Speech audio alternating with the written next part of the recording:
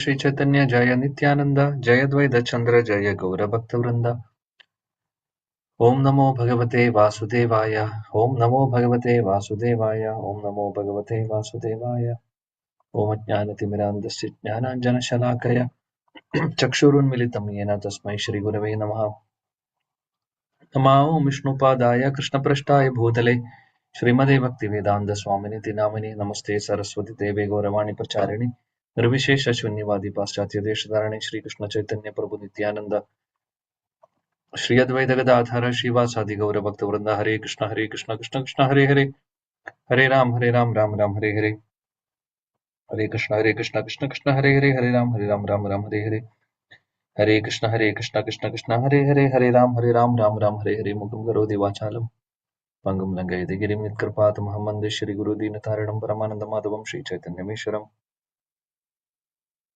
Krishnot Gana Nartana Paro Prema Mrtabdho Niti Dhira Dhira Jana Priya Karo Nirmatsaro Pujito Shri Chaitanya Kripa Baro Bhuvivaho Bhara Vahantarako Vande Rupa Sanatanau Raghuyugo Shri Jiva Gopalako Nana Shastra Vicharinaika Nipuno Sadharma Samstapako Lokanam Hidakarinau Tribhuvane Manyo Sharanyakaro Radha Krishna पदारविन्द भजना नन्देन मत्तालिकौ वन्दे रूपसनातनौ रघुयुगौ श्रीजीवगोपालगौ हे राधे व्रजदेवि केशललिते हे नन्दसूनो कुतः श्रीगोवर्धनकल्पपादपतले काळिन्दीवने कुतः गोषन्दाविधि सर्वतो व्रजपुरे केदेर्महाविह्वलो वन्दे रूपसनातनौ रघुयुगौ श्रीजीवगोपालगौ वन्दे रूपसनातनौ रघुयुगौ श्रीजीवगोपालकौ हरे Krishna Krishna Krishna Hare Hare Hare Ram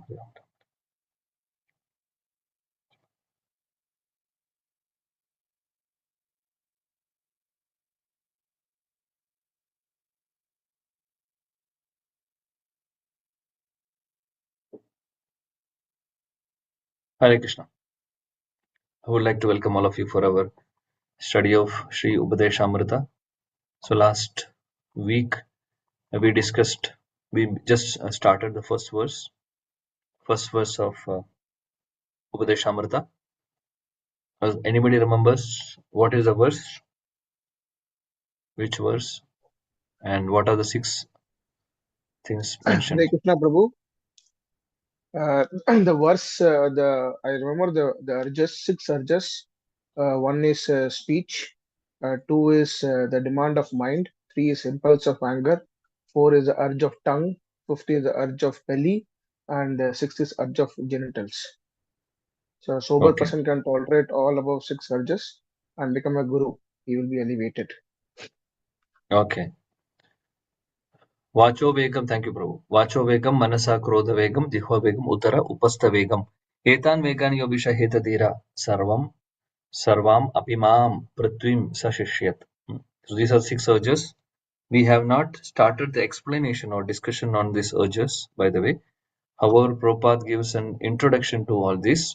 He speaks about atonement.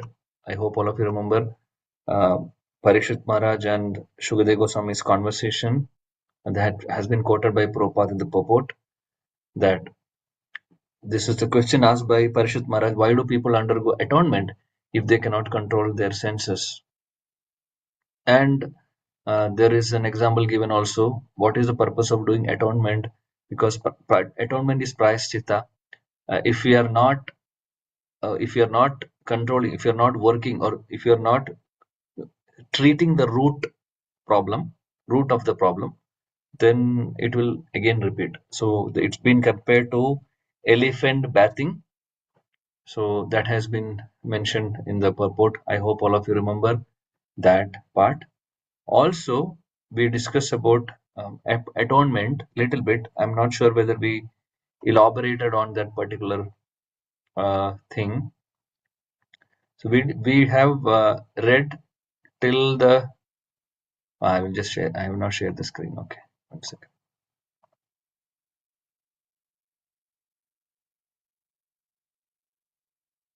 We read till this one. if I'm not wrong.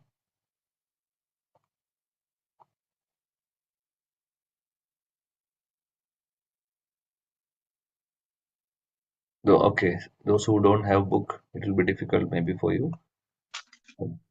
We have read till this, as I remember.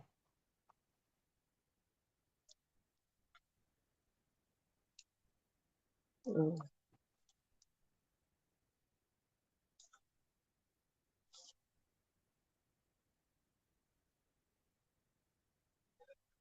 Okay, no problem. It's okay. I will continue.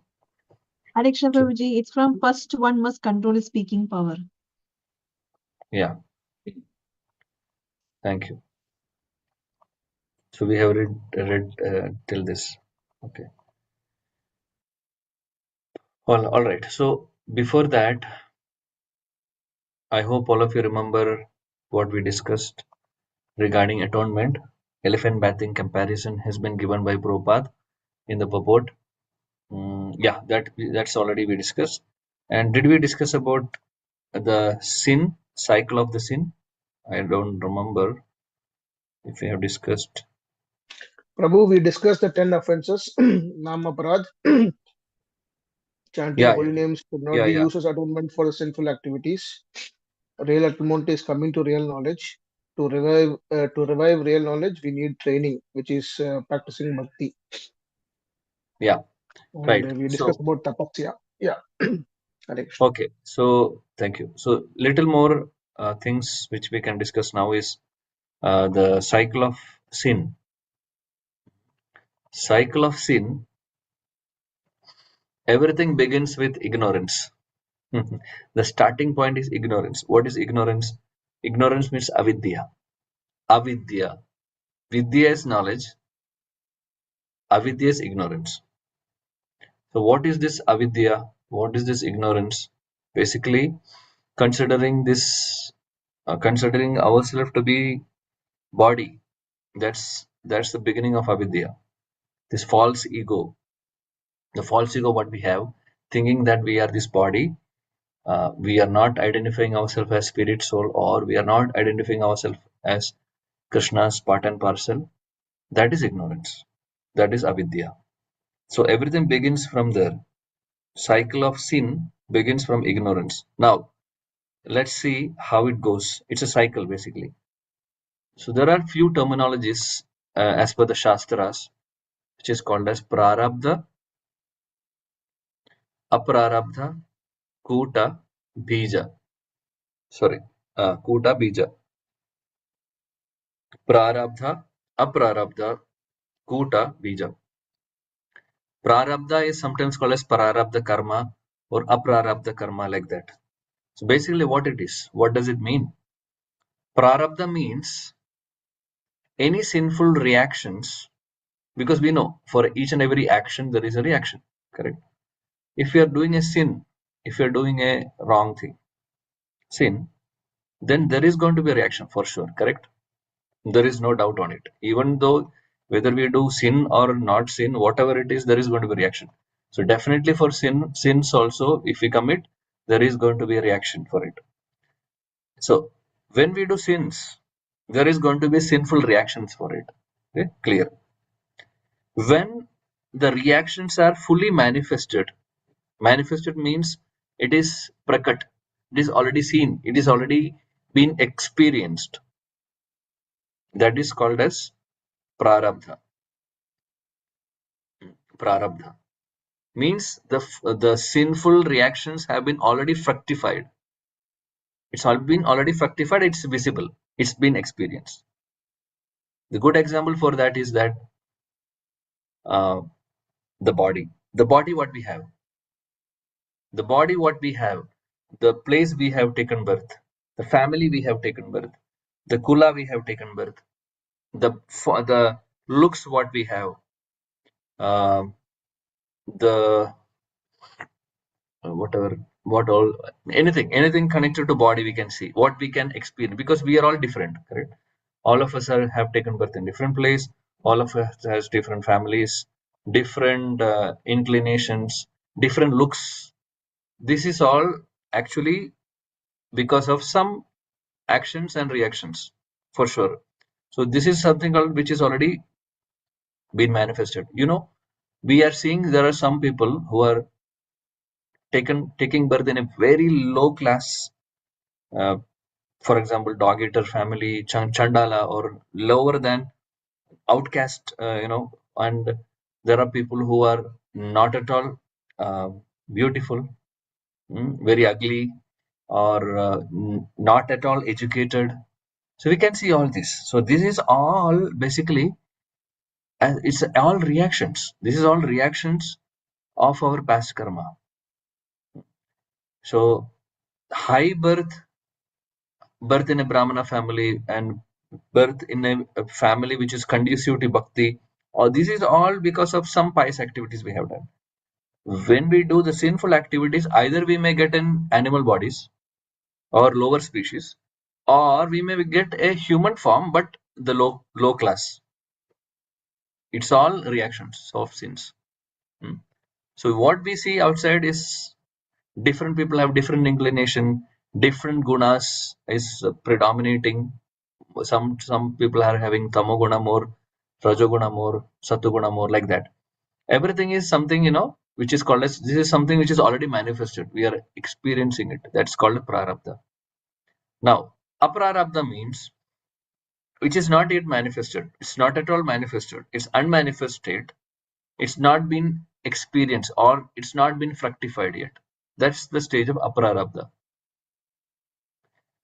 So this aprarabdha stage, so whenever we do a sin, for example, if you are doing a sin, it's not necessary that we are going to get the reaction immediately. So we did a sin, we are doing a sin now. Okay, anything. We may not get the reaction now. So now it's in the aprarabdha stage. All right. Now what will happen? This unmanifested stage gradually accumulate, because we will be doing the same sin or some related sins connected to that continuously. So it is still, the reaction is not yet manifested. However, we may accumulate more and more. And after some time, what will happen? This aprarabdha will become, will gradually in a race, or it will tend towards bearing seeds. Now it is not no seed. Aprarabdha means no seed. Nothing has been, it's still like no reaction has been manifested, or not even started. Not even that growth is not yet started.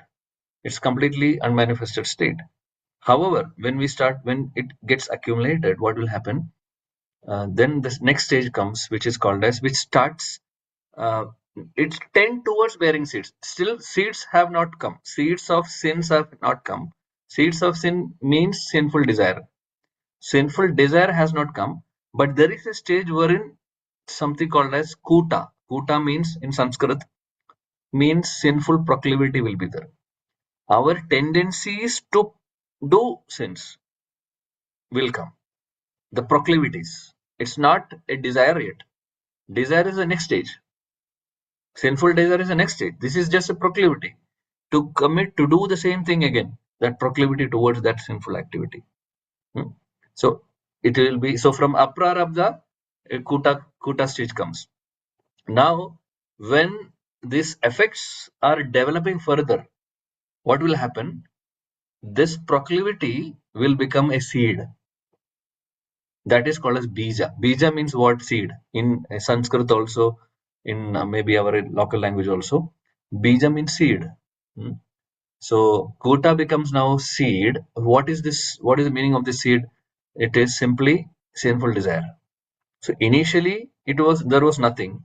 It is we committed a sin, but no reactions yet. It's an unmanifested state. It is called as aprarabdha. But when it further develops, it becomes bija. Sorry, kuta. Kuta is called sinful proclivity or sinful tendencies. Now, when it further grows, it will become a seed, and that stage is called as bija. There is a sinful desire in our heart. Then we have desire. Sinful desire means, now when we act on that sinful desire, we have a sinful desire, and when we start acting on it, then what will happen? Then there is a manifestation of reactions. This is a complicated cycle, but it goes in circles basically. We don't know. This is not it's starting here and ending here. It goes in a circle actually. So what will happen? So we commit sinful activities continuously, and the sinful desires are increasing, proclivities are increasing, desires are increasing. We start acting on that sinful desires, and what will happen? Some of the reactions gets manifested. So then it is called as prarabdha. Still, some are not manifested. It will come later on. Anyway, it will come for sure. So some are manifested, will come out as a sinful effect.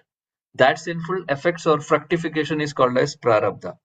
And the cycle goes on. So ignorance is still there. As long as ignorance is not removed, this goes in circle like this. Prarabdha, prarabdha, bijakuta, prarabdha, prarabdha, bijakuta. This comes in like that. So manifested state, unmanifested state, bija stage, kuta stage goes in a circle like this. And so what is the solution for this? How to come out? How to break this cycle of sin? It's only possible by removing the ignorance, because ignorance is the root cause of this. So if we give medicine for the ignorance, which is nothing but devotional service, that under the guidance of his spiritual master, when we practice bhakti, what will happen is ignorance will be removed, and the cycle of sin also will be broken in between. And of course, by accepting a spiritual master, even many of the aprarabdha karma will be cleared off by Guru. Krishna also will clear off. When we chant Hare Krishna Mahamantra, so many aprarabdha karmas are removing. It's going from our cycle. Basically, it is actually going from our credits. So many sins we are doing, we have done in the billions and billions of life. We don't know how much we have done. But when we chant Hare Krishna Mahamantra, when we do this practice bhakti, this is being removed completely, or gradually it is being removed. However, we are not doing bhakti for removing the sins. That's an offense against the holy names.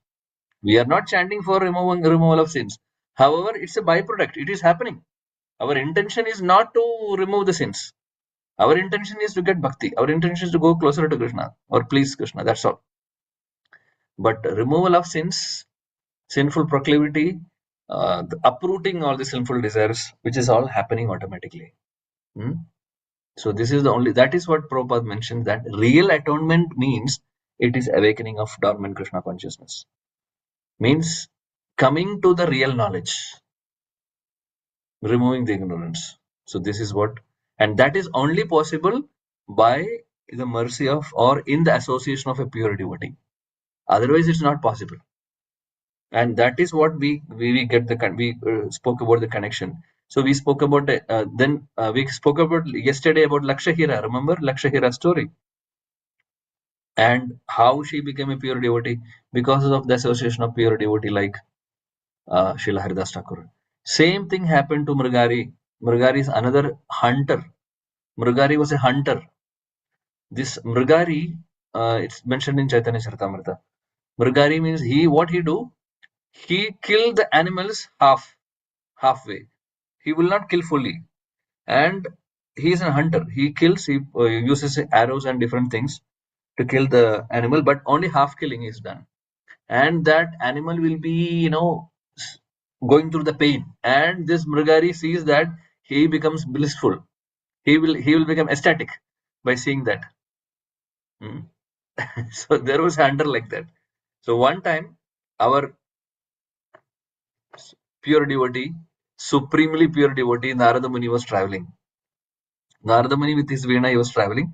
He's seeing this hunter Murgari is half killing the animals, and he's enjoying. And after that animal is dead, he will take it to home and feed the family members. Narada Muni is seeing all this, and he's asking, "What are you doing? What sin you are doing? If you want to kill, you kill and take. Why you are doing this half killing thing? It is too bad. You should not do this. First of all, killing itself is wrong. It's a sin, and now you are killing half only, and you are enjoying that pain of that animal going through, which is very bad. And you will get So much sinful reaction. So beware, be careful. He said, what to do? It's my job. It's my only profession I know. I have to take care of my family. For maintaining my family, I'm doing this. I don't know any other job. I'm killing the animal. This is the food they are taking. This is what I'm doing. I want to maintain them. Narada Muni said, okay, if you're saying that it's for your family, you do one thing. You go to your family, you go and ask them. Tell them that there is going to be so much sinful reactions for this. Okay. And are you ready to share some of the sinful reactions along with me? Because I'm doing this for all of you. Will you be able to share the reactions with me? This question was asked. Narada Muni said, you ask this question to your family members and come back tomorrow. He went and asked. His family members said, why we have to take the karma? It is you are doing. It's your responsibility to maintain the family. We are not part of it. We are not ready to take any of the karma. You take the karma fully. He came back and told Narada Muni, nobody is ready to take up the reactions. Then Narada Muni asked him, you are a fool. You are doing all this. See, you're saying that's for maintaining your family, and they are not ready to take up sinful reaction, and definitely you're going to get sin. So, do you want to continue like this? Then he said, I now feel that I should not do this, but I don't know any other work. I don't know any other profession. How will I maintain my family? Narada Muni said, don't worry. Listen to me and do what I say. He said, chant Hare Krishna Mahamantra.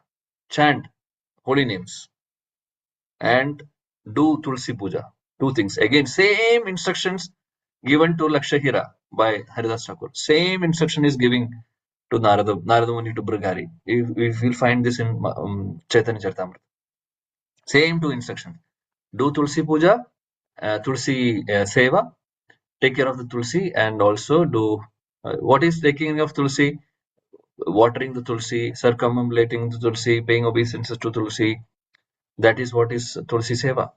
So do Tulsi Seva and also chant Hare Krishna Mahamantra. Two things he said. And he started following that.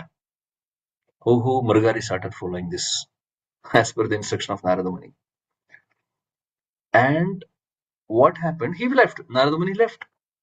He every single day his number of rounds are increasing. He is becoming a pure devotee gradually and very fast, in fact, because he was completely following the instruction of Narada Muni. After few months, Narada Muni's friend Parvata Muni came. Parvata Muni is another great saint, like Narada Muni. They are very close friends. So Parvata Muni was traveling through the same forest. So he is seeing he is seeing something very very astonishing scene. He's seeing that one person is walking in the street or in the forest, but he's jumping. He's intermittently jumping here and there, not walking properly. Parvadamani is saying, what this guy is doing? I don't understand. Then he stopped. He stopped this. He went to this person and asked, "What are you doing? You are not walking properly. You're jumping here and there. And what is this? Why don't you walk properly?" He's saying, "There are so many ants. So many insects and ants are crawling down. I don't want to step on them. So I'm jumping on it, jumping, saving their life." So, so this is who is this person? Same Mrigari. Few months before he was killing everybody, all the animals. Now he is saying. Then he asked, what are you doing?" He said, "What do you do?" He said, "I was a sinful, hunter, and I think my friend has come to you. Is it somebody came?" He said, yes, Narada Muni came. Yeah, so Parvata Muni understood that his friend has already been, because only Narada Muni can transform people like this, from zero to 10. he will he will take them to pure devotees in just a few moments actually. So this person was jumping here and there, and he said, "I'm following. I stopped everything. I don't kill any animals now. I do Tulsi Puja and I'm chanting Hare Krishna mantra. Not and So how do you maintain your family? You had a concern before, right? Parvatamani asked, I don't do anything. I just sit at home and chant. People are coming and giving me charity. Every day I'm getting so many rice, so many vegetables. People are coming and keeping in front of my house and going. I'm happy. So I don't do anything. He became a sadhu. Everybody started, following him. So his maintenance is taken care. So this is the power of devotee association. Sadhu Sangha. Mahaprabhu speaks this story in Chaitanya Charitamrita to one of his associate, saying that the association of pure devotees is the most critical, most essential, you know, or the most powerful way uh, of getting the spiritual power. This the how the progress of our Krishna consciousness depends upon the association of pure devotee. So this story is coming there. All right, so we are just again going back to the discussion. So Srila Prabhupada mentions about that, about the cycle of sin, etc. Okay, so now let's go ahead with this discussion of Vachovekam. So first he is going to speak about our Prabhupada is speaking about the first urge. What is the first urge? First urge is controlling the speech. Dear devotees, it's my humble request. We are going in detail. Please, Upadesamrita is a very beautiful text. Though it is 11 verses, it takes some time for us to study if we are doing like that. But it is going to be really, really an asset for all of us. Each and every line we are analyzing, and we will be connecting to different stories also. This kind of study, or we can just read and go also, but we are trying to do in a different way. So please, it's my request to all of you.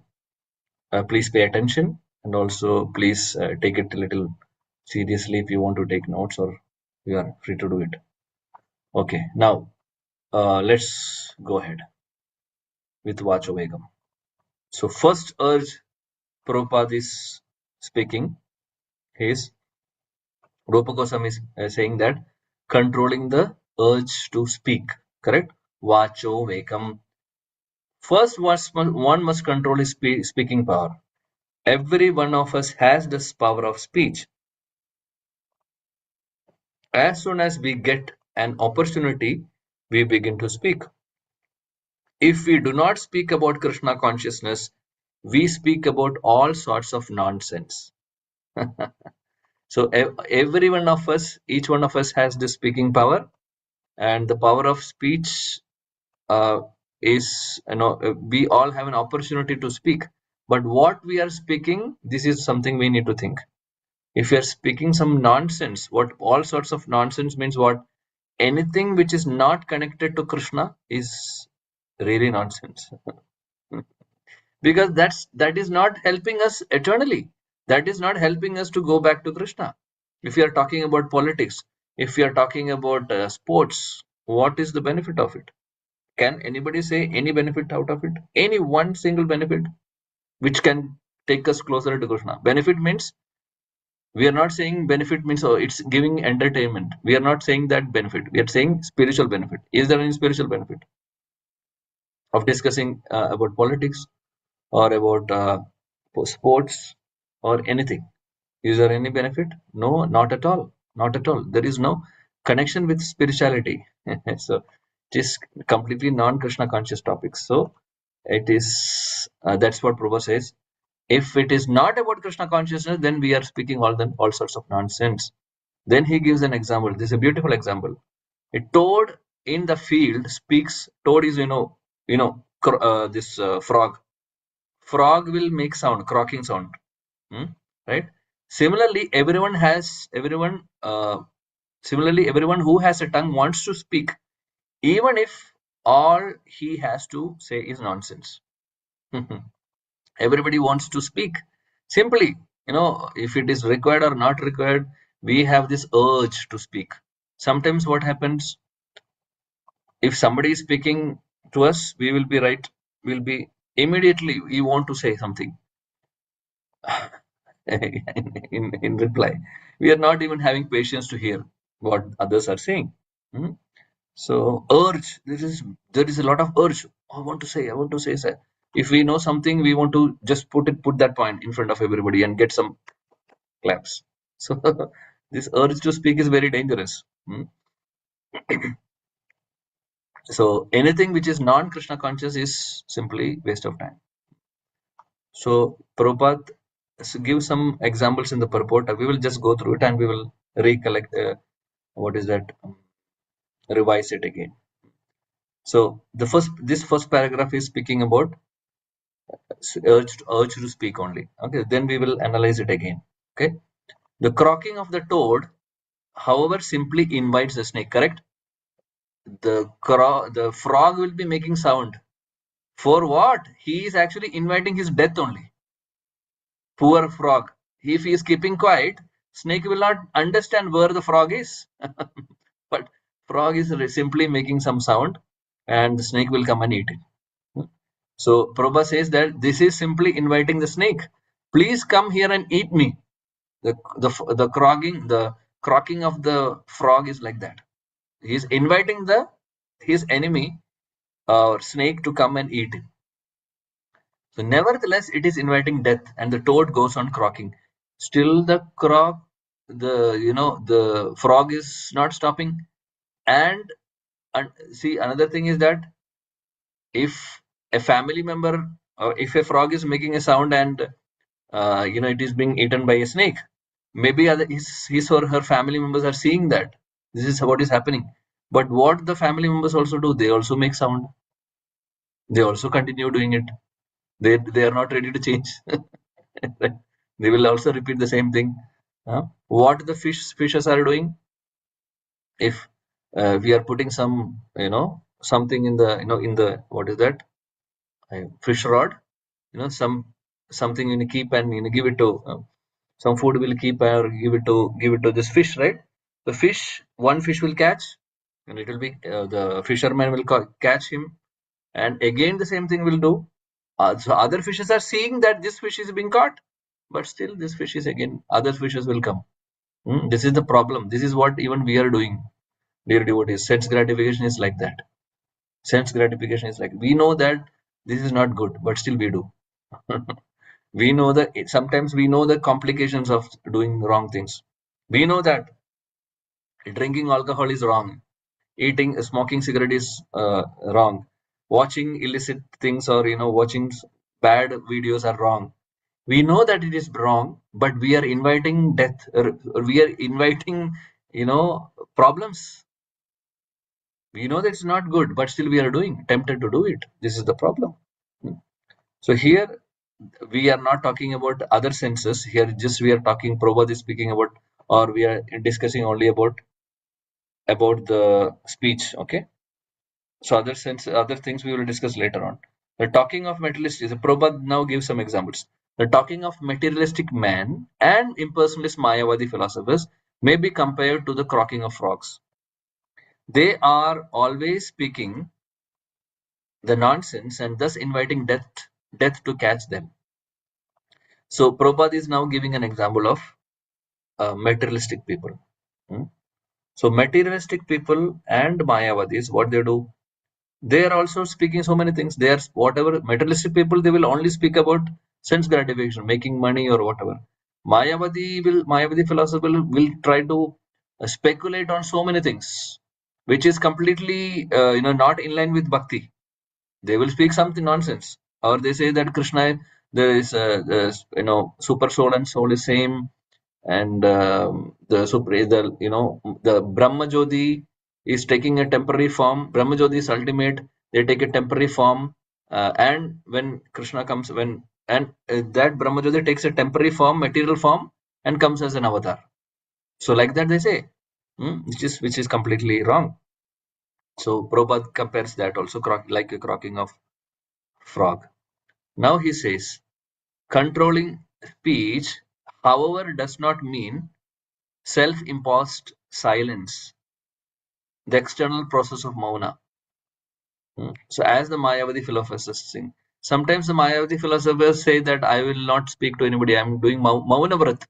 Maunavrat means I don't speak. So Prabhupada says that controlling speech doesn't mean that Mauna Vrat. Controlling the speech means Mauna. The actual meaning of Mauna means speak only about Krishna. That is Mauna, actual Mauna.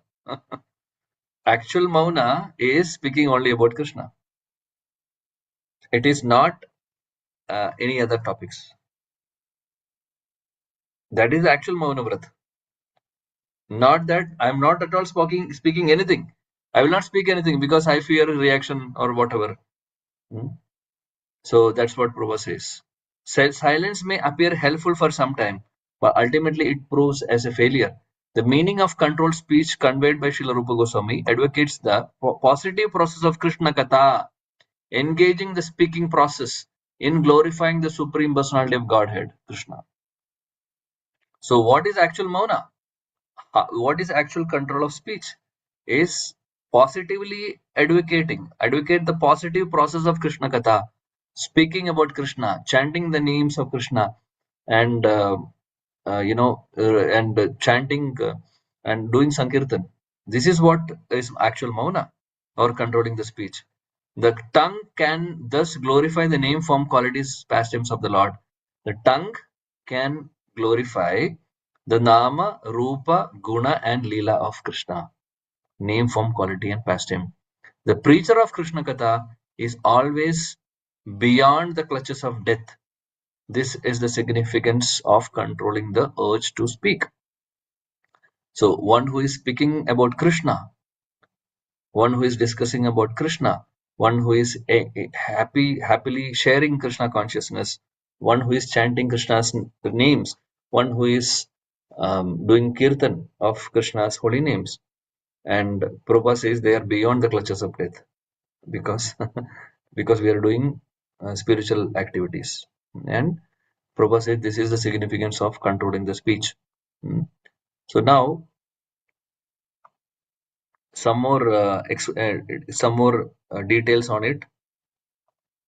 I think Prabhupada further also mentions the urges of tongue also in the coming verses, but he now speaks about manas, controlling the mind. But anyway, let's I have something more to discuss here. Okay, so now we discussed already that the karmis or materialistic people, Mayavadis, all of them, when they speak, they may speak some things, but it is not related to Krishna, which is actually considered to be waste of time.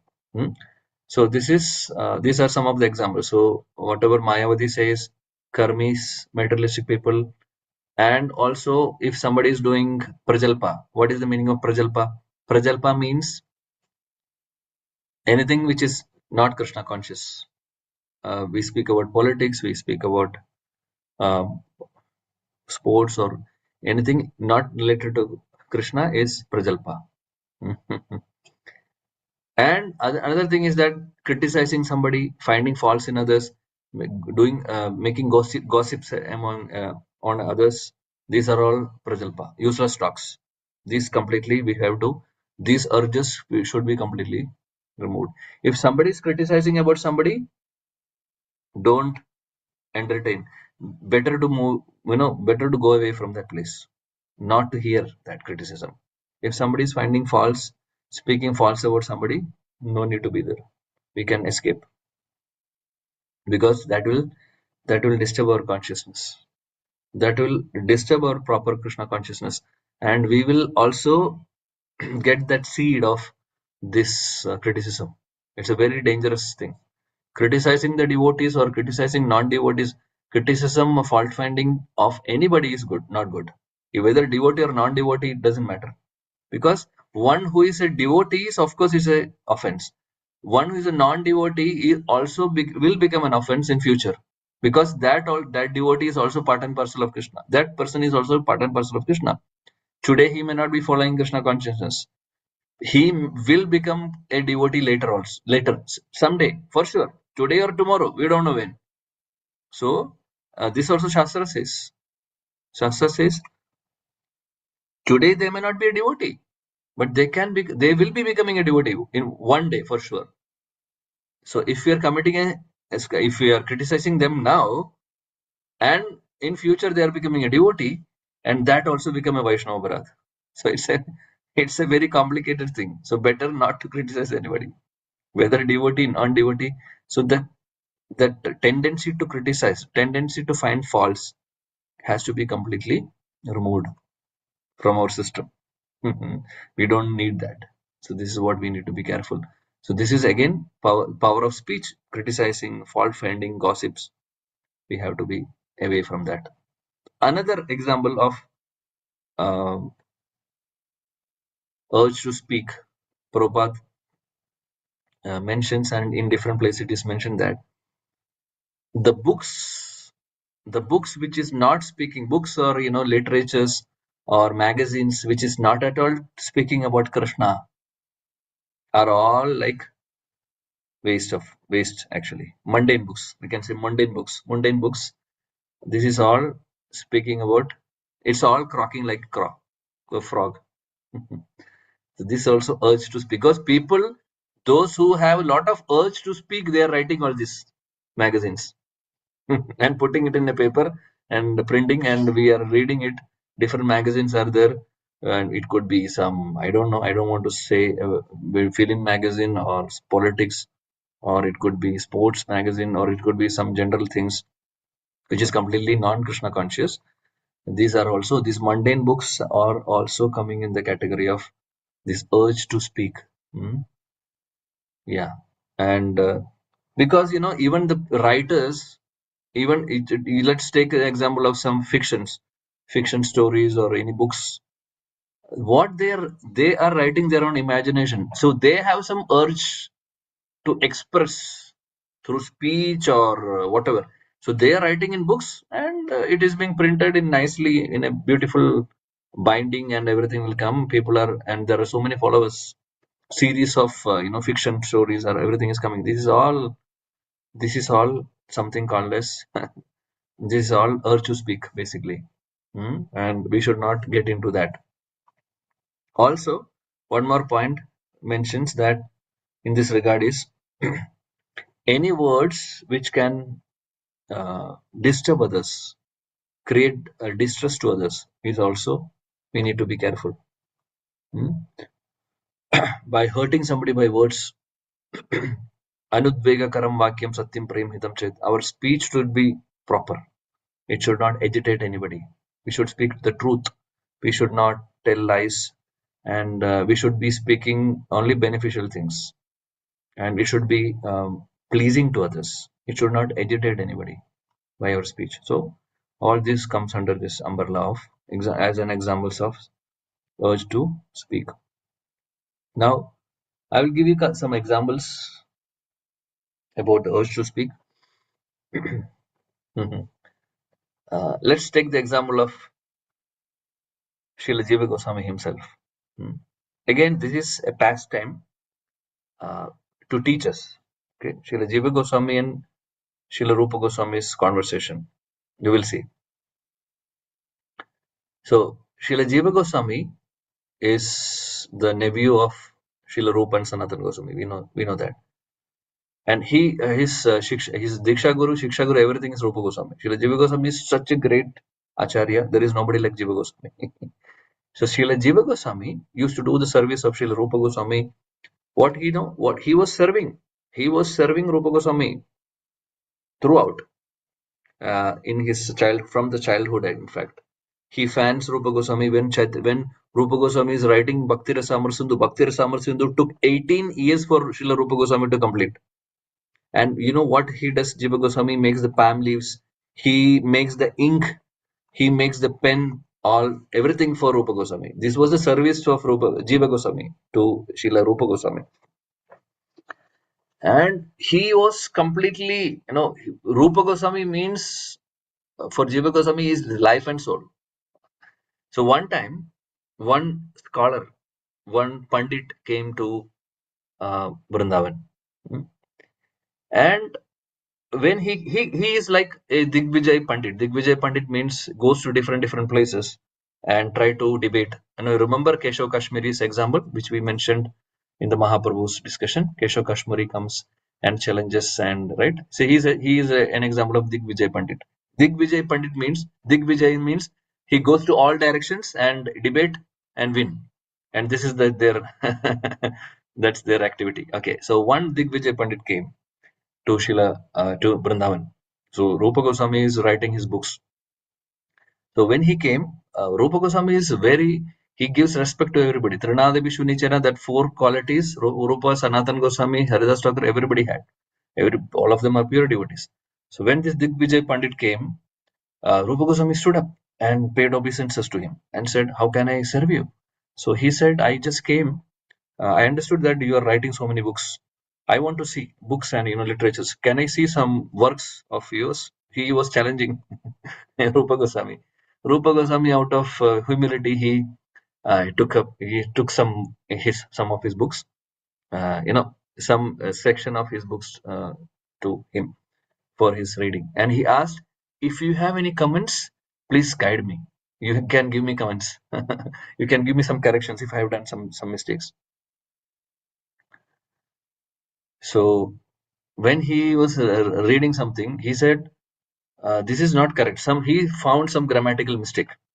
There was no mistake at all. But he found something. He said, "This is wrong. This is not the right way to write." He found something in one of the sloka is written. Srila Rupa Goswami accepted. He said, "I accept the defeat. I don't have anything to say. Whatever you said is correct." And this Digvijay Pandit also said that you have to tell me in writing that I failed. I know I am defeated. You won. Because this is how Digvijay Pandit does. Goes to different places and challenges everybody, and they will make a patra saying that I am defeated in front of this person. So then that's like a certificate for them. So he's asking certificate from Rupa Goswami. Rupa Goswami immediately said, "I am not going to debate with you, argue with you. I don't know. I'm not interested at all. Give me the paper. I will write and give it to you that I'm defeated." And he wrote, Rupa Goswami wrote, "I am defeated." So he was proud. This Digvijay Pandit was very proud and happy. And because Rupa Goswami during that time, Rupa Goswami was very, very famous. Anybody comes to Vrindavan, Rupa Goswami is famous as the topmost, scholar of Vrindavan that time. But Jiva Goswami was still young, not known to others till now. So this happened. Then he went. Rupa Goswami continued his writing. He doesn't, all these things doesn't bother for him. He's not interested in all. Digvijay Pandit is going with this patra, this certificate, and showing everybody in Vrindavan that I defeated Rupa Goswami, who is the topmost. All of you are saying that he is the topmost scholar. I defeated him. He's saying everybody. And when he went to one place in Vrindavan, and this person, this Digvijay Pandit is standing and people are around him. He's showing this patra of Rupa Goswami, signed signature of Rupa Goswami is there. And somehow Srila Jiva Goswami was somewhere there. He was saying, "What is happening? There so many people are, some crowd is there. Let me see what is happening there." Then this Digvijay Pandit is showing this paper. And Jiva Goswami understood. He was very young. He was a very small boy. He was a boy actually in youth. So he understood that, and he's proclaiming again and again, "I defeated Rupa Goswami." And Jiva Goswami said, "What is this?" He asked, "Can you show me that?" This boy. Then he asked, "Why you want to see? You are a boy. What do you know?" He said, "No, no, no. I just want to see what it is there in this letter." And he saw the letter, and Rupa Goswami is writing, has already written the defeat and signed. He did not like it. He's thinking, Jiva Goswami is thinking, how dare you, what power you have to, tell about my Guru Maharaj. I know him. There is nobody like Rupa. There is nobody like him. How can you defeat him? I know that my Guru Maharaj will not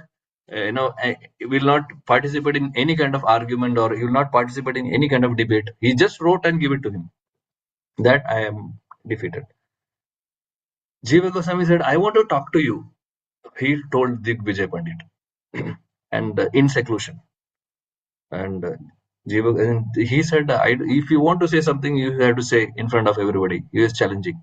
He said, I want to tell you something because it's not fair to talk in front of everybody. So he was challenging him. Jiva Goswami is challenging Jiva Goswami. If you want to say something, say. He said, I challenge you.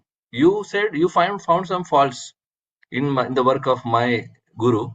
I challenge you by I will give you explanation of this. Whatever you have found, whatever fault you have found, I will give you explanation. Will you accept it?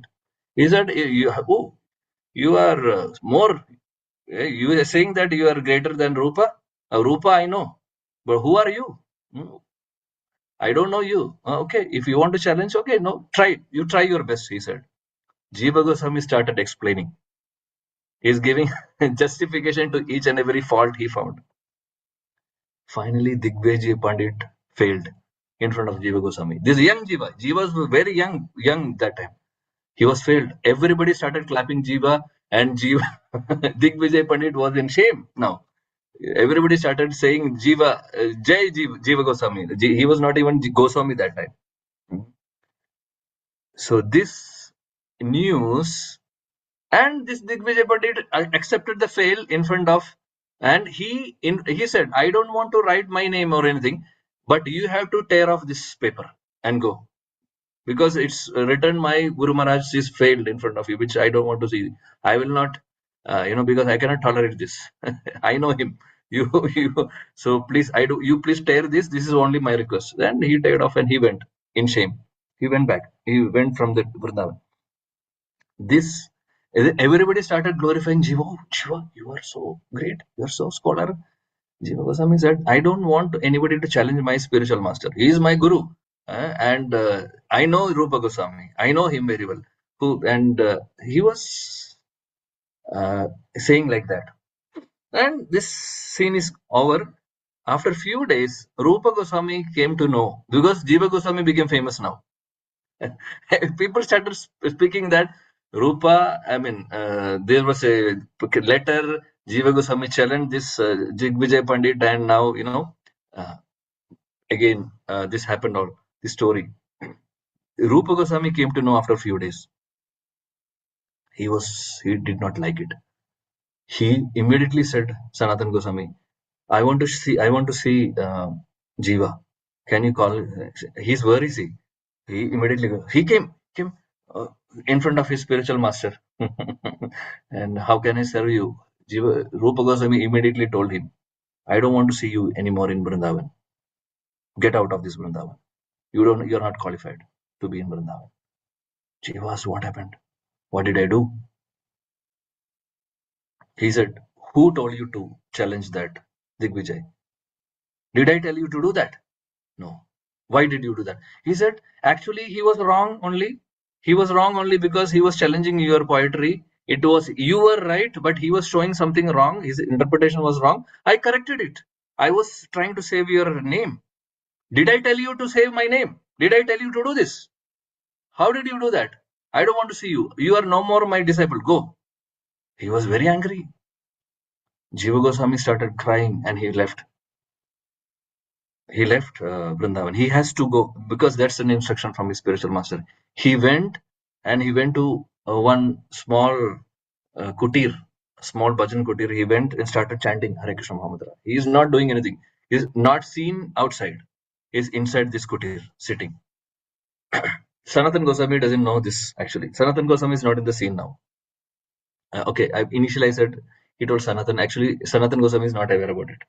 Sanatan Goswami came. When he came, he asked about Jiva. Where is Jiva? We are not seeing him for last 2 days. So where is he? So Rupa Goswami said, I don't know. He is not giving any answer. Then Sanatan Goswami, generally he goes to different places. And after few weeks, even they are not seeing, Jiva Goswami is not at all coming out. And once, like I was mentioning about Sanatan Goswami on the other day, he used to go to different places, houses and all. So while he was going to different places, somebody told that, oh Sanatan, do you know, there is a very young boy who is a great sadhu. He is sitting in this bhajan kutir and chanting 24 hours Hare Krishna Mahamantra. 24 hours he is doing bhajan. Have you seen him? Do you know anybody like that? He's a very young person, very young boy, youth. Sanatan Goswami said, "Who is that? I don't know. Can I have a darshan of him?" Then Sanatan Goswami is going and seeing who is that. Then he understood it's Jiva Goswami. Seeing Sanatan Goswami, he paid obeisances and asked, "What are you doing here? Why are you not coming with us?" And I asked Rupa, he is also not telling about you. What happened? He said, "This is what all happened."